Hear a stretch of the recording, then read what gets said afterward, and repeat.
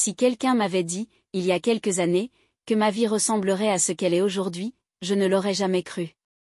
À cette époque, tout semblait parfait. J'avais rencontré Paul, un homme qui, je pensais, changerait ma vie pour le meilleur. Il avait cette façon de sourire, de me regarder, qui me donnait l'impression d'être unique au monde. Nos premiers mois ensemble étaient comme un rêve. Paul était attentionné, drôle, et son enthousiasme pour l'avenir était contagieux. Il parlait souvent de nos projets communs, acheter une maison, fonder une famille, voyager à travers la France. Lorsque nous nous sommes mariés, tout semblait si naturel, si évident. Après quelques années, nous avons trouvé notre maison idéale. Un petit pavillon au calme, avec un jardin entouré d'une haie. Je m'en souviens comme si c'était hier, les journées passées à planter des fleurs, à rénover chaque pièce ensemble. Paul disait souvent, c'est ici que tout commence. Nous allons construire quelque chose de merveilleux. Mais petit à petit, quelque chose a changé. Cela a commencé par de petites choses. Paul rentrait tard du travail, plus fatigué qu'avant. Parfois, il semblait distrait, plongé dans ses pensées. Quand je lui demandais ce qui n'allait pas, il haussait les épaules et me répondait simplement, « Rien, c'est juste le boulot. » Je voulais le croire. Après tout le monde traverse des moments difficiles, n'est-ce pas? Mais ces moments de tension devenaient de plus en plus fréquents. Un soir, alors que nous dînions, il a brusquement frappé la table avec son poing, frustré que le plat ne soit pas assez chaud. Son visage s'assombrit, ses yeux se durcirent. « Tu ne peux pas faire attention, pour une fois, lança-t-il sèchement. Je suis resté figé. C'était la première fois que je voyais cette facette de lui. Quelques minutes plus tard, il s'excusa. Il me prit dans ses bras, disant qu'il était désolé, qu'il était stressé par son travail. « Ça ne se reproduira plus, murmura-t-il. Et j'ai voulu le croire. Mais ce n'était que le début. Les semaines suivantes, je remarquai d'autres changements chez lui. Paul devenait de plus en plus distant. Il ne me regardait presque plus, répondait à mes questions par des phrases courtes et froides. Les soirées que nous passions autrefois à discuter étaient remplacées par un silence pesant. Une nuit, il est rentré beaucoup plus tard que d'habitude. Quand j'ai entendu la porte s'ouvrir, j'ai couru à sa rencontre, mais il m'a simplement ignoré et s'est dirigé vers le salon. « Tu veux manger quelque chose ?» lui ai-je demandé timidement. « J'ai déjà mangé », répondit-il, sans même tourner la tête. Je restai planté là, déconcerté. C'était comme si je n'existais plus pour lui. Le lendemain matin, en entrant dans la salle de bain, j'ai remarqué quelque chose d'étrange. Le miroir était fendu, comme s'il avait reçu un coup. Je l'appelai pour lui demander ce qui s'était passé. « Rien, j'ai juste glissé et je l'ai touché », dit-il rapidement, évitant mon regard. Mais j'ai vu ses mains. Sur ses jointures, il y avait des éraflures récentes, comme s'il avait frappé quelque chose avec force. Les incidents devinrent de plus en plus fréquents. Un jour, en cherchant ses clés, il se mit à hurler qu'elles n'étaient pas à leur place habituelle. « Tu ne peux pas faire les choses correctement, même une fois », cria-t-il en me regardant d'un air furieux. Il s'avança brusquement vers moi, attrapa mon poignet et me serra avec force.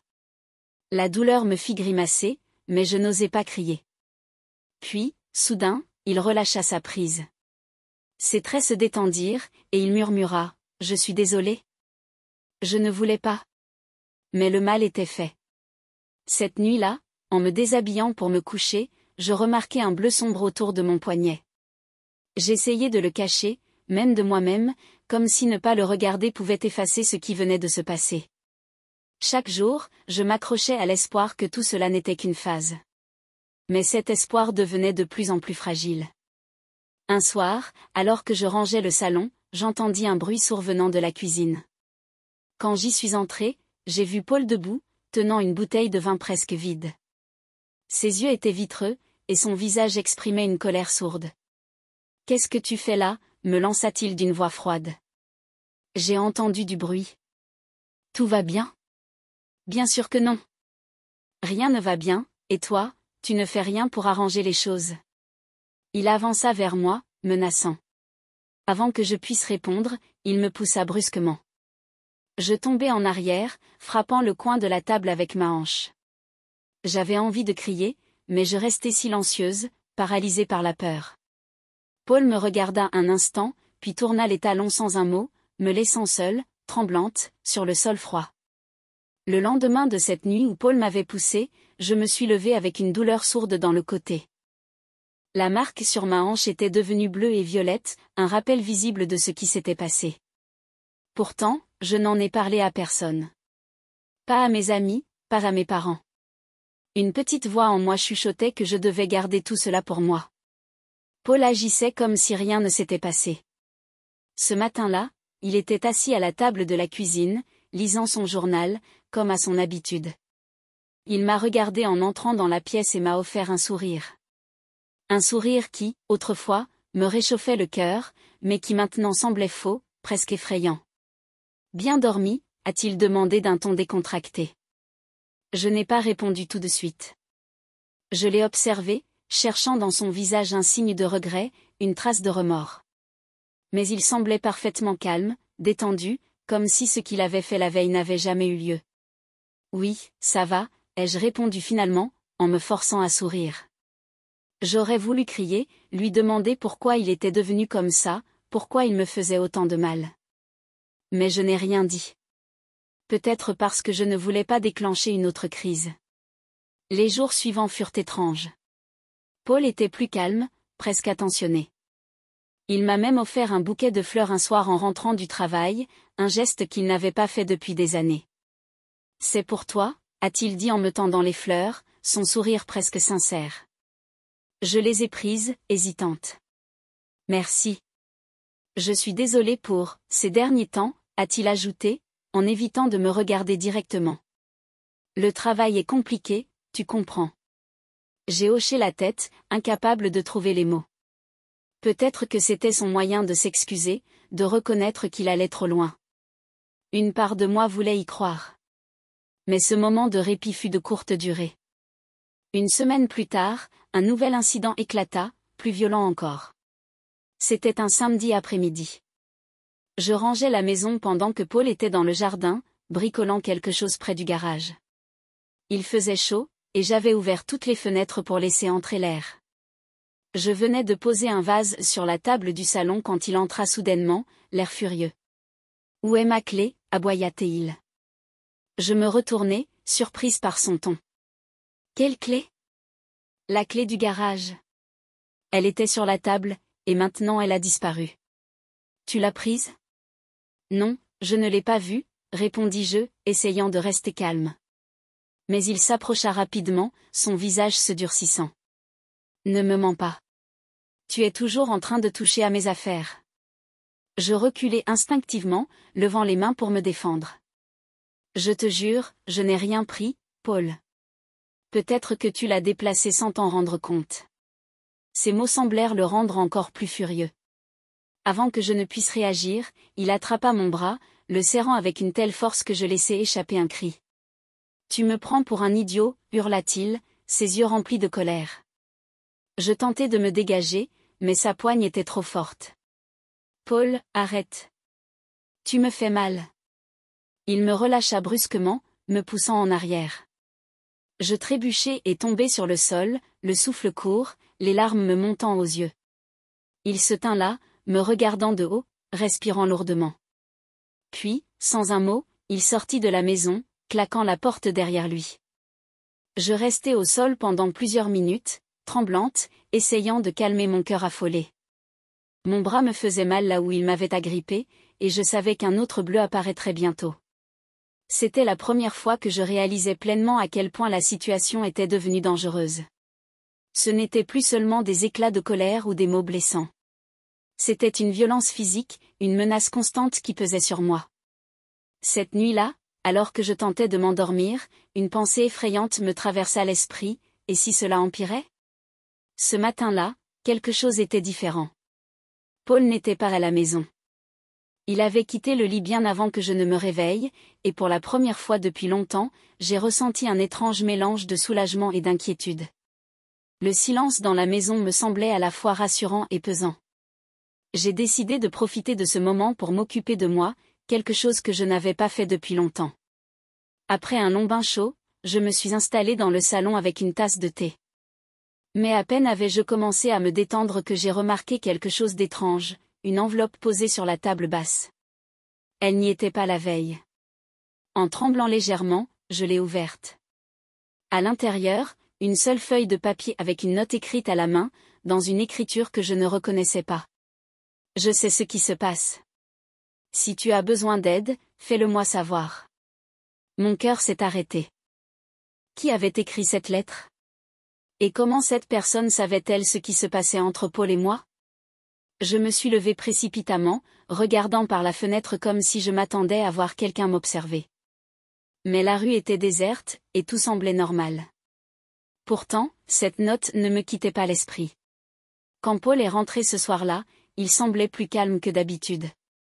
Il m'a salué brièvement avant d'aller directement dans son bureau, comme s'il voulait éviter toute conversation. Je me suis demandé si c'était lui qui avait laissé la lettre, mais cela n'avait pas de sens.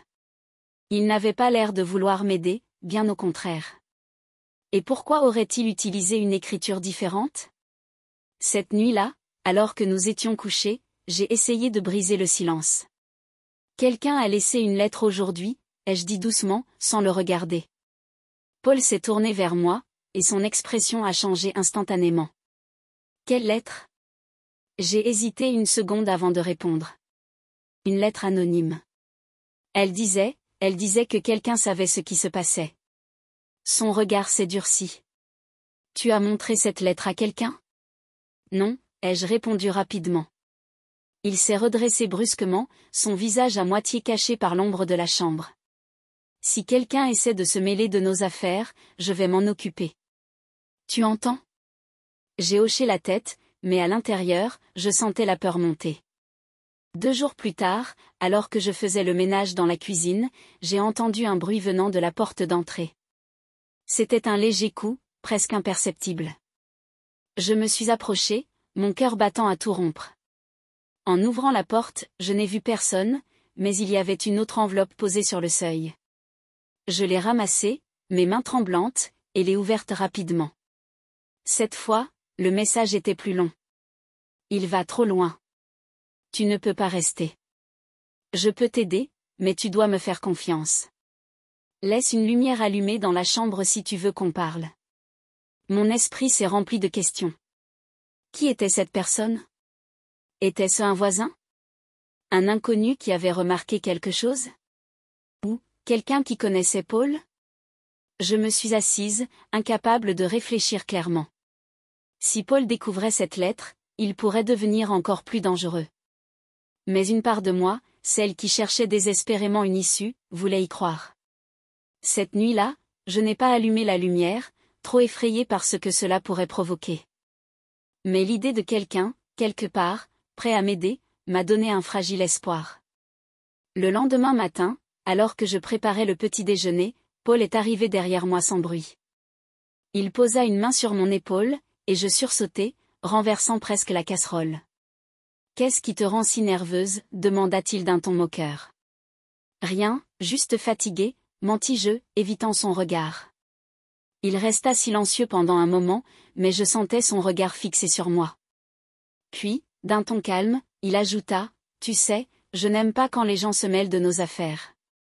Si quelqu'un te parle, ou essaie de te dire quoi que ce soit, tu viendras me le dire, n'est-ce pas ?» Je me tournai lentement vers lui. Son visage semblait détendu, mais ses yeux disaient autre chose. Ils étaient pleins de suspicion, de contrôle. « Oui » murmurai-je finalement. Il hocha la tête, satisfait, avant de sortir de la cuisine. Mais une chose était claire, il savait que quelque chose se passait. Ce soir-là, après une journée étouffante sous la pression constante de Paul, je me suis enfermée dans notre chambre pour réfléchir. Mon esprit était agité, envahi par la peur et l'incertitude. 2 lettres anonymes, une présence invisible qui semblait vouloir m'aider, et un mari de plus en plus méfiant. Tout cela formait un mélange dangereux. Je me demandais encore si je devais répondre à l'inconnu. Laisser une lumière allumée, comme indiqué dans la lettre, était une idée simple en apparence, mais les risques semblaient énormes. Si Paul voyait cette lumière et comprenait que j'essayais de communiquer avec quelqu'un, il pourrait. Je ne voulais même pas imaginer ce qu'il ferait. Et pourtant, au fond de moi, une petite voix murmurait que c'était peut-être ma seule chance. Cette nuit-là, je n'ai pas pu fermer l'œil. Je restais allongé dans le lit, écoutant les bruits de la maison, chaque craquement du bois ou chaque souffle du vent me mettant sur les nerfs. Paul dormait profondément à côté de moi, mais sa respiration régulière ne me rassurait pas. À un moment, je me suis levé doucement, faisant attention à ne pas faire grincer le parquet. Je suis allé jusqu'à l'interrupteur de la lampe de chevet. Ma main tremblait en s'approchant de l'interrupteur. Je me demandais encore, est-ce que je pouvais faire confiance à cet inconnu ? Finalement, j'ai pris une profonde inspiration et j'ai allumé la lumière. Le lendemain matin, rien ne semblait inhabituel. Paul s'était levé comme d'habitude et était parti au travail sans trop de mots. J'avais presque commencé à penser que l'inconnu n'avait pas vu ma réponse, que peut-être cette tentative de communication resterait sans suite. Mais l'après-midi, alors que je nettoyais la cuisine, j'ai entendu un autre bruit venant de la porte d'entrée. Cette fois, ce n'était pas un coup discret, mais un bruit de papier froissé, comme si quelque chose venait d'être glissé sous la porte. Je me suis précipité pour voir. Il y avait une troisième enveloppe. À l'intérieur, un message encore plus direct. J'ai vu ta lumière. Ce soir, à minuit, viens au bout de la rue, près de l'arrêt de bus. Je serai là. Je peux t'aider. Mais sois prudente. Mon cœur battait à tout rompre. Cette invitation était claire, mais elle était aussi terrifiante. Si Paul découvrait que je quittais la maison en pleine nuit. Non, je ne pouvais même pas imaginer ce qui pourrait arriver. Pendant des heures, j'ai hésité. Je savais que cette rencontre pouvait être ma seule chance d'obtenir de l'aide, mais le risque était immense. Paul découvre quelque chose. Alors que je mettais la dernière lettre dans ma poche pour la cacher, Paul est rentré plus tôt que d'habitude. Son humeur semblait instable dès qu'il a franchi la porte. « Qu'est-ce que tu fais » a-t-il demandé en me fixant, son regard perçant. « Rien, je faisais un peu de ménage » ai-je répondu, essayant de cacher ma nervosité. Il a plissé les yeux, comme s'il cherchait un mensonge dans mes mots. Puis, sans prévenir, il s'est avancé vers moi, tendant la main. « Donne-moi ce que tu as dans ta poche. » Mon cœur s'arrêta net. Comment savait-il ? Quoi ? Je n'ai rien, ai-je balbutié, reculant instinctivement. Ne me fais pas répéter, grogna-t-il, attrapant mon poignet avec une force brutale. Je n'ai pas eu d'autre choix. Tremblant, j'ai sorti l'enveloppe et la lui ai tendue. Il l'a arrachée de ma main et l'a ouverte rapidement, ses yeux parcourant les mots inscrits sur le papier.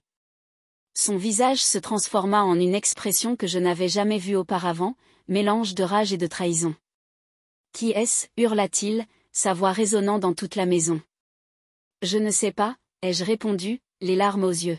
« Je n'ai aucune idée de qui c'est. » Il serra le poing, froissant la lettre.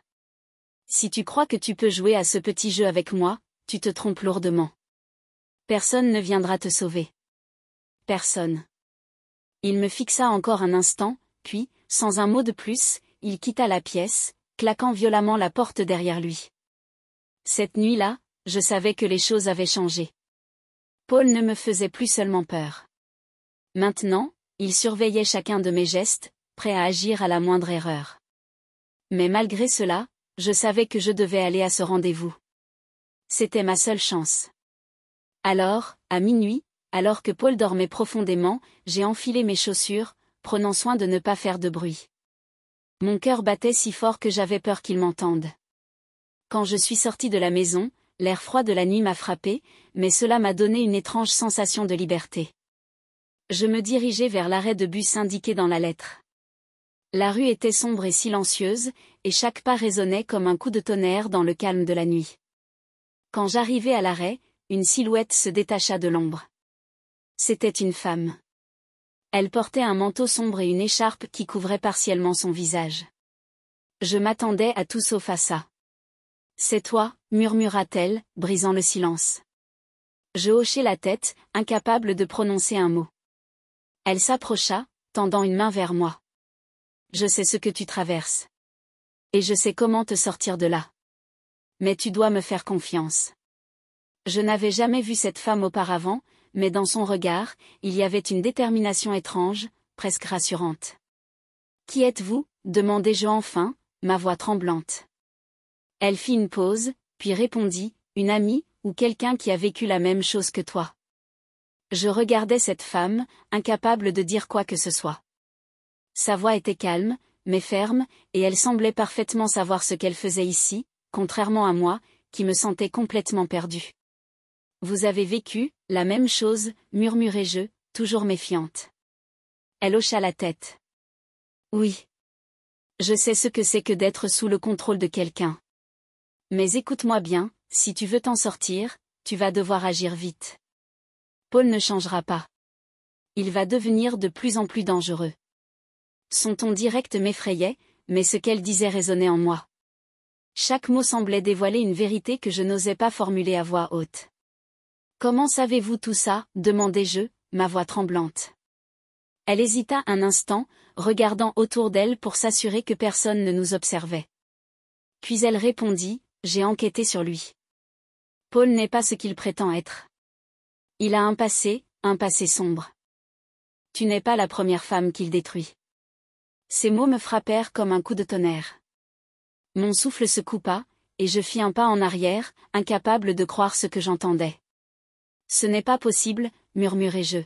« Paul, il n'a jamais. » Elle me coupa. « Il t'a déjà frappé, n'est-ce pas? Il t'a déjà fait peur au point que tu n'oses plus être toi-même. Et crois-moi, ce n'est que le début. » Je voulais nier, je voulais crier qu'elle avait tort, mais je savais qu'elle avait raison. Paul était devenu quelqu'un que je ne reconnaissais plus. « Tu n'as pas besoin de me croire tout de suite, » dit-elle en plongeant une main dans la poche de son manteau. Elle en sortit une petite clé USB et me la tendit. « Qu'est-ce que c'est » demandai-je, confuse. « Des preuves. Tout ce que tu dois savoir sur lui est là-dedans. Ses mensonges, ses secrets, ce qu'il a fait à d'autres avant toi. Regarde ça dès que tu en auras l'occasion, mais fais attention. Ne laisse pas Paul te surprendre. » J'hésitais, regardant cette clé USB comme si elle était un objet dangereux. Si ce qu'elle disait était vrai, alors tout ce que je savais sur Paul, tout ce que je pensais être notre vie, pouvait voler en éclats. « Pourquoi vous faites ça » demandai-je, les larmes aux yeux. Elle me regarda avec une expression grave. « Parce que je ne pouvais pas sauver celle qui est venue avant toi. Mais toi, je peux t'aider. » Un retour inattendu. Avant que je ne puisse poser d'autres questions, un bruit de moteur au loin nous interrompit. La femme sursauta, regardant derrière moi. « Tu as été suivi » demanda-t-elle, ses yeux s'ouvrant grands. Je secouai la tête, paniqué. « Non, je suis sûre que non. » Mais en me retournant, je vis les phares d'une voiture s'approcher lentement. C'était la voiture de Paul. Mon sang se glaça. « Écoute-moi bien » chuchota-t-elle rapidement. « Ne dis rien de cette rencontre. Fais comme si tu étais sorti pour te promener. Et surtout, cache cette clé. » Elle recula dans l'ombre avant que je ne puisse répondre. En une seconde, elle avait disparu, me laissant seule alors que la voiture de Paul s'arrêtait à quelques mètres de moi. La portière claqua, et il s'avança vers moi, sa silhouette massive se dessinant sous la lumière du lampadaire. « Qu'est-ce que tu fais ici » demanda-t-il d'un ton froid. Je forçai un sourire, essayant de garder mon calme. Je ne pouvais pas dormir. J'avais besoin de marcher un peu. Il plissa les yeux, me fixant intensément, comme s'il cherchait à déceler un mensonge. « À cette heure ? » « Oui, l'air frémède, balbutiai-je. Il resta silencieux un moment, puis s'approcha de moi et posa une main lourde sur mon épaule. « Rentre à la maison, » dit-il sèchement. « Il est tard. » J'acquiesçai, et nous marchâmes en silence jusqu'à la maison. Mon cœur battait si fort que j'avais peur qu'il l'entende. La clé USB était dans ma poche, et chaque pas me semblait un risque énorme. Un geste imprudent. Une fois à l'intérieur, Paul alla directement dans le salon, sans un mot. Je montai à l'étage, prétextant être fatigué. Dans la chambre, je verrouillai la porte derrière moi et sortis la clé USB de ma poche. Je savais que je ne devais pas regarder son contenu maintenant, mais la curiosité et l'urgence étaient trop fortes. Je pris mon ordinateur portable, le cœur battant, et insérai la clé. Il y avait plusieurs dossiers, tous nommés de manière étrange, victime 1, victime 2, compte bancaire, courriel. Je cliquai sur le premier dossier, et ce que je vis me laissa sans voix. Des photos, des captures d'écran de conversation, des rapports médicaux. Tout semblait indiquer que Paul avait eu d'autres femmes avant moi, et qu'il les avait manipulées, contrôlées, et peut-être même blessées. Puis je vis un nom. Un nom qui m'était familier. C'était le prénom d'une collègue de Paul, une femme dont il m'avait parlé plusieurs fois, toujours avec une certaine légèreté. Mais maintenant, je voyais son visage sur l'écran, accompagné de preuves qu'elle avait été bien plus qu'une simple collègue. J'étais en train de descendre dans un abîme que je ne pouvais plus ignorer. Je restais immobile, fixant l'écran de l'ordinateur, incapable de détourner les yeux. Les preuves qui défilaient devant moi étaient accablantes. Paul, mon mari, l'homme que j'avais aimé et cru connaître, avait une histoire sombre, bien plus sombre que ce que j'aurais pu imaginer. Les photos étaient explicites, des blessures sur des visages, des captures d'écran de menaces envoyées par message, des lettres écrites à la main suppliant quelqu'un d'arrêter. Tout cela était terrifiant. Mais ce qui m'a achevé, c'est un dossier intitulé « Plan actuel », qui contenait des documents et des notes sur ma propre vie. Il y avait des photos de moi prises sans que je m'en rende compte, au supermarché, dans le jardin, même dans la maison. Certaines semblaient dater d'il y a des années, d'autres étaient récentes. Les notes qui les accompagnaient étaient froides, cliniques. Astérisque l'habitué à obéir. Astérisque isolé complètement. Astérisque contrôle total, étape suivante. Mon souffle s'accéléra, et j'eus l'impression que la pièce tournait autour de moi. Tout ce que je vivais depuis des mois prenait un sens. Ce n'était pas du stress au travail, ce n'était pas une phase. C'était un plan calculé. Un retour brutal à la réalité. Alors que j'étais plongé dans l'horreur de ces découvertes, une voix familière me fit sursauter. « Qu'est-ce que tu fais ?» Paul se tenait dans l'encadrement de la porte, ses bras croisés, ses yeux plissés de suspicion. Je claquai immédiatement l'ordinateur portable, mais il était trop tard. Il avait vu. « Ouvre-le, dit-il calmement, mais avec une froideur qui me glaça. « Paul, ce n'est pas ce que tu crois, balbutiai-je, tentant de cacher la panique dans ma voix. » Il fit un pas en avant, et je reculai instinctivement. « Je t'ai dit, ouvre-le. » Ses yeux étaient comme ceux d'un prédateur. Je savais qu'il n'accepterait aucune excuse. Tentant de gagner du temps, je répondis, je regardais juste des vieilles photos, rien d'important. Il s'approcha encore, tendit la main et attrapa brutalement l'ordinateur. Il l'ouvrit et vit immédiatement le contenu de la clé USB. Pendant quelques secondes, son visage resta figé, comme s'il réfléchissait à ce qu'il allait faire. Puis, lentement, un sourire inquiétant se dessina sur ses lèvres. « Alors, tu as trouvé. » Avant que je ne puisse répondre, il claqua l'ordinateur et le jeta sur le lit. Sa main se referma sur mon bras, me tirant violemment vers lui. « Tu pensais quoi? Que tu allais découvrir mes secrets et t'enfuir ?» Sa voix était basse, presque un murmure, mais elle était pleine de menaces. « Paul, s'il te plaît, écoute-moi. »« Non, toi, écoute-moi, » coupa-t-il en me poussant contre le mur. « Tout ce que j'ai fait, je l'ai fait pour toi. Pour nous. Mais tu es comme les autres. Tu ne comprends rien. » Ces mots étaient pleins de rage, mais aussi d'un étrange désespoir. Il me serra plus fort, et je sentis ma respiration devenir difficile. « Ce n'est pas fini, » dit-il finalement en me relâchant brusquement. Je tombai au sol, reprenant difficilement mon souffle. « Tu resteras ici, et tu feras ce que je dis. Sinon... » Il ne termina pas sa phrase, mais son regard suffisait à me faire comprendre ce qu'il voulait dire. Après qu'il soit sorti de la chambre, verrouillant la porte derrière lui, je restai assise sur le sol, tremblante. J'avais la clé USB, mais maintenant, je n'avais aucun moyen de la transmettre à quelqu'un ou de demander de l'aide. Et puis, soudainement, je me souvenais de la femme que j'avais rencontrée. Celle qui m'avait donné cette clé. Peut-être qu'elle était encore là, quelque part, prête à m'aider. Je me levai et allai à la fenêtre. La rue était sombre, mais au loin, près de l'arrêt de bus, je vis une silhouette familière. Je frappai doucement contre la vitre, espérant qu'elle m'entende. Elle leva les yeux vers moi, et je fis un signe rapide, essayant de lui indiquer que j'avais besoin d'aide. Elle hocha la tête, puis disparut dans l'obscurité. Quelques heures plus tard, alors que tout semblait calme dans la maison, j'entendis un léger bruit près de la porte. Quelqu'un essayait de l'ouvrir de l'extérieur. Mon cœur bondit dans ma poitrine. Était-ce elle? La serrure céda doucement, et la porte s'ouvrit lentement. C'était bien elle, vêtue de noir, un doigt sur ses lèvres pour me demander de garder le silence. « Viens », murmura-t-elle. Je n'hésitai pas.